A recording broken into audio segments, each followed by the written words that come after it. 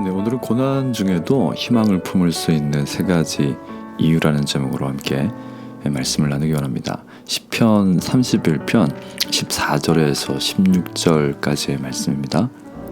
여호와여, 그러하여도 나는 주께 의지하고 말하기를 주는 내 하나님이시라 하였나이다.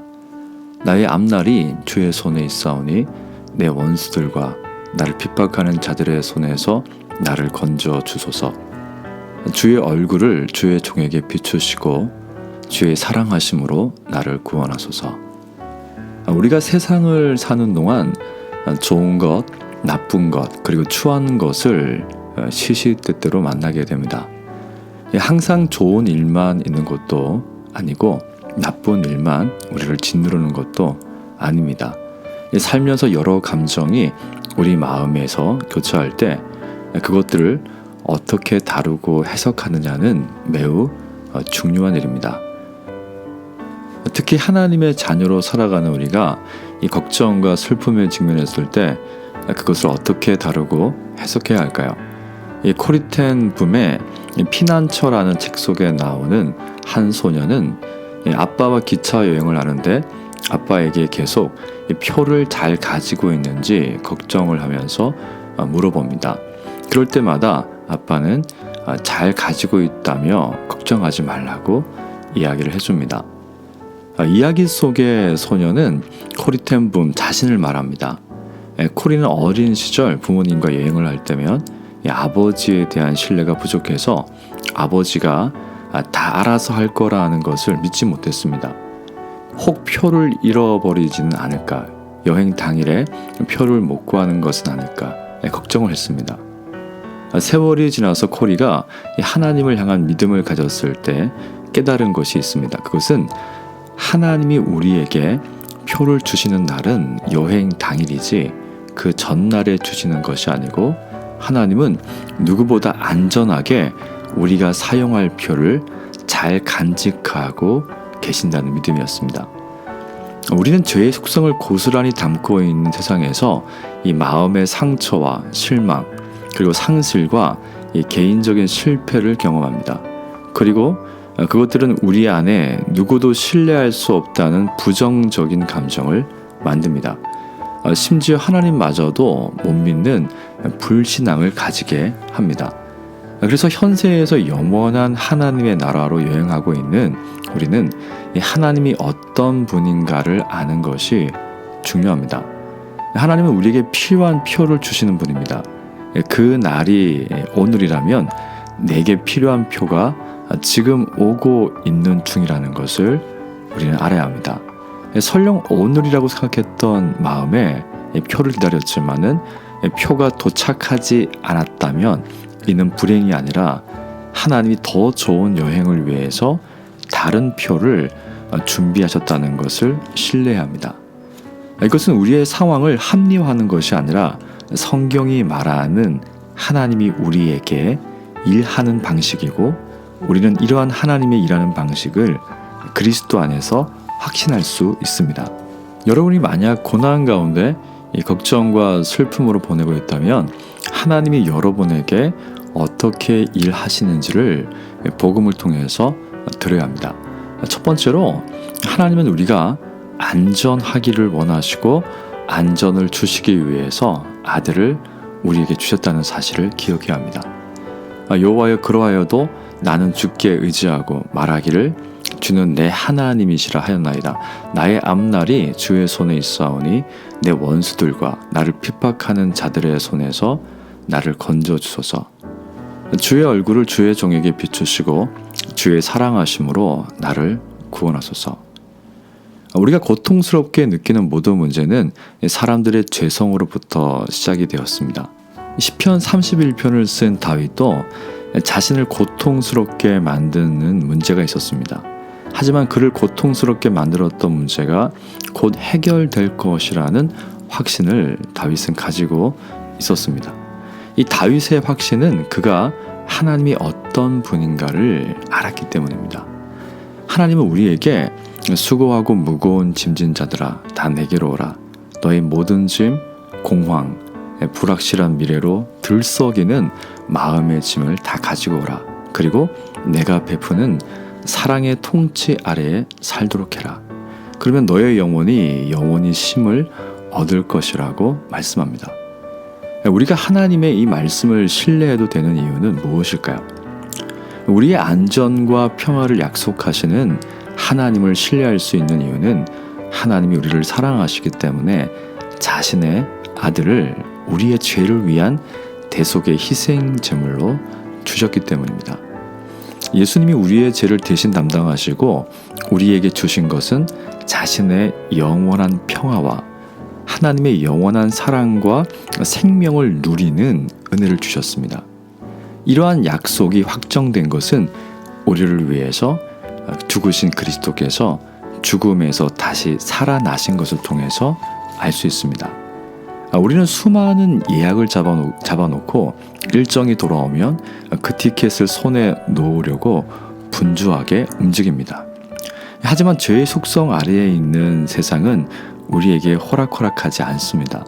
그래서 하나님은 우리의 죄의 문제를 해결하시고 그리스도께서 자신을 의탁한 사람들에게 그리스도 안에서 하나님이 우리에게 주실 수 있는 완전한 티켓, 이 구원이라는 티켓을 친히 우리에게 선물로 주셨습니다. 그러니 우리의 인생의 문제가 나의 발목을 붙잡고 있다는 생각이 들 때 결코 그렇지 않다고 선포하십시오.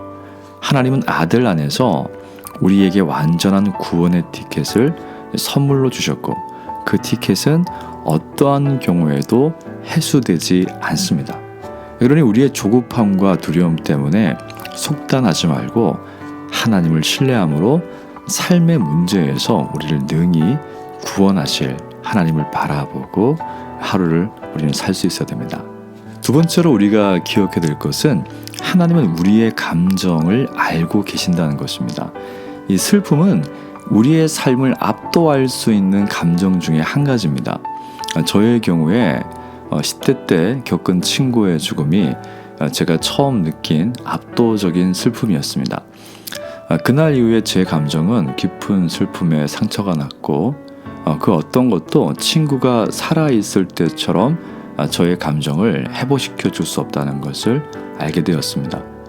믿음이 슬픔이나 두려움과 같은 감정으로부터 우리를 완전히 보호해 주지 못한다는 것을 우리는 인정해야 됩니다. 바울은 친구 에바브로디도가 병으로 거의 죽게 되었을 때 이렇게 말했습니다. 빌립보서 2장 27절의 말씀을 쉬운 성경을 읽어보면요, 사실 그는 병이 나서 거의 죽을 지경까지 갔으나 하나님께서 그의 아픔을 돌아보셔서 더 이상 내게 슬픔이 없도록 도와주셨습니다. 이 에바브로디도를 잃을지도 모른다는 생각에 바울은 마음이 아팠습니다.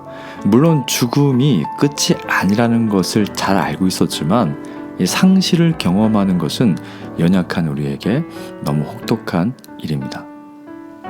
우리가 여러 가지 이유로 슬픔과 두려움, 불안이라는 감정에 빠져 있을 때 하나님이 우리의 마음의 상태를 알고 계신다는 것을 우리는 알아야 합니다. 나사로가 죽었을 때 마르다와 마리아의 마음은 비탄에 빠졌습니다. 두 사람은 헤어나오지 못할 것 같은 그 슬픔의 물에서 낙담하고 있었습니다. 그때 예수님이 보이신 반응을 생각해 보십시오.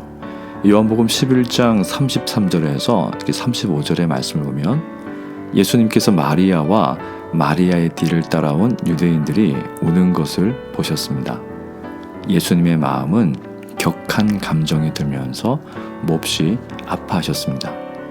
예수님께서 말씀하셨습니다. 나사로를 어디에 두었느냐? 그들이 대답했습니다. 와서 보십시오, 주님. 그러자 예수님께서 눈물을 흘리셨습니다. 우리를 아프게 하는 모든 감정이 우리를 짓눌러 아무것도 할 수 없는 비통함에 빠져 있을 때 주님은 우리가 느끼는 그 감정을 똑같이 느끼고 알고 계십니다.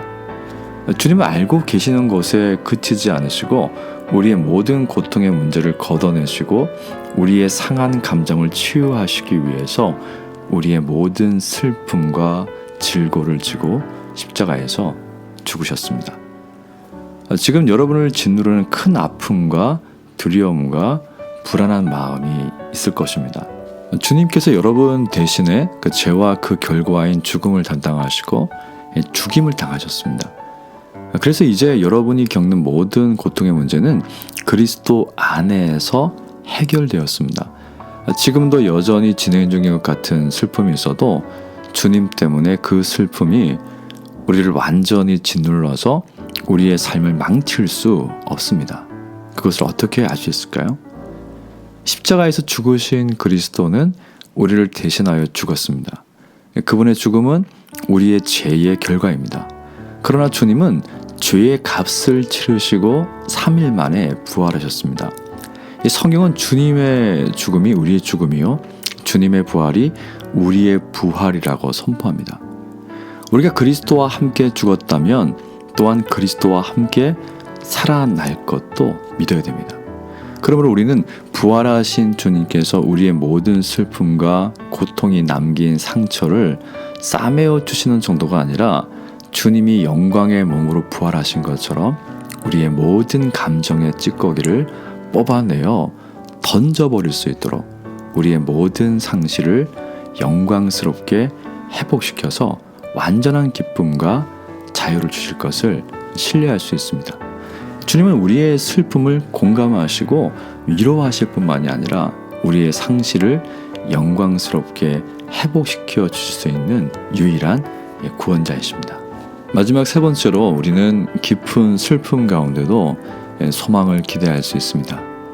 주님께서 내 슬픔을 바꾸시어 춤이 되게 하셨습니다.